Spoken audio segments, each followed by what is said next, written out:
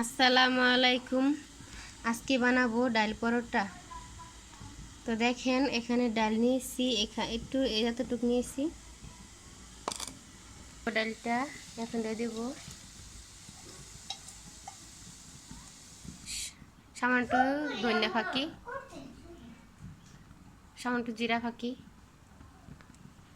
সামান্য একটু হলুদ, সামান্য একটু লবণ। এখন দিয়ে ডেকে দিব। এখন গুলে নিব আটাটা। তো দেখেন এখানে নিয়েছি আটা 1 কাপ, 2 কাপ,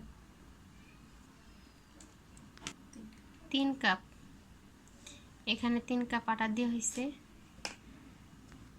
সামান্য একটু লবণ, সাথে একটু তেল দিয়ে নিতে হবে।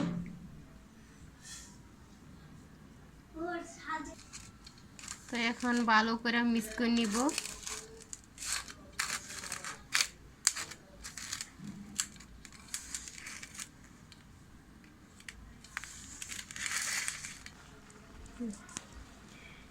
এখন দিব পানি, পানি দিয়ে একসাথে ভালো করে মাখাবো।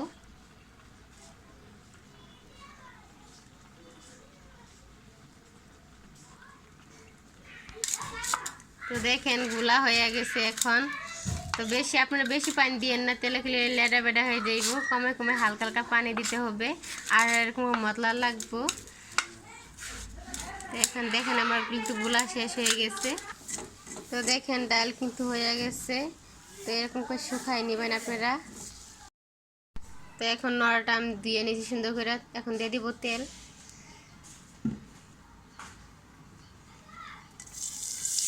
এখানে 2টা পেঁয়াজ নিয়েছি, সামান্য একটু মরিচ কুচি আর পেঁয়াজ কুচি।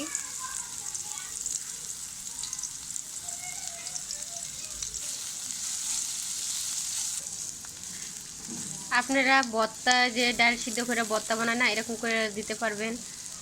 আর না হলে আপনারা যদি বলেন যে না নষ্ট হয়ে যাবে, তো একটু বাজে পেস্টটা হালকা করে বাজে নিয়ে তারপরে ডালটা দিয়ে এরকম নিতে পারবেন। পেঁয়াজ আর মরিচ হালকা করে ভেজে নিয়েছি। তো এখন দিয়ে দেবো ডাল।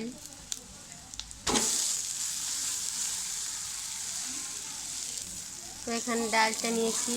এখন ভেজে সুন্দর করে নাড়াচাড়া দিয়ে একসাথে মিক্স করতে হবে পেঁয়াজটা। এখন দিয়ে দিব ধনিয়া পাতা। ধনিয়া পাতা দিলে অনেক সুন্দর ফ্লেভার আসে। তো এখন হয়ে গেছে, এখন নামাই নিব আমি। তো দেখো এখন এভাবে গুলো করে নিয়েছি আমি। তো এরকম করে চিকনা করে নিতে হবে। তারপরে মাঝখানে ডালটা দিয়ে এরকম করে মুখটা মুন্দা দিতে হবে।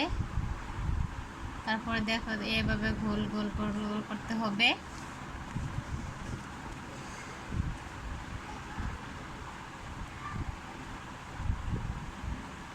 তো দেখো এখানে বড়াট করা কিন্তু হয়ে গেছে সবটি।